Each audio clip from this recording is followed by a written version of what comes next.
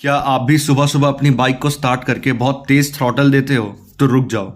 Cold start के time engine oil पूरी तरीके से सर्कुलेट नहीं हो पाता।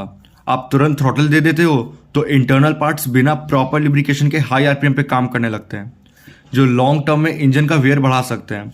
सिर्फ 30 से 60 सेकेंड्स बाइक को आइडल पे चलने दो ताकि ऑयल हर पार्ट तक स्मूथली पहुंच जाए। ये छोटी सी हैबिट आपकी इंजन की लाइफ को बहुत बढ़ा देगा।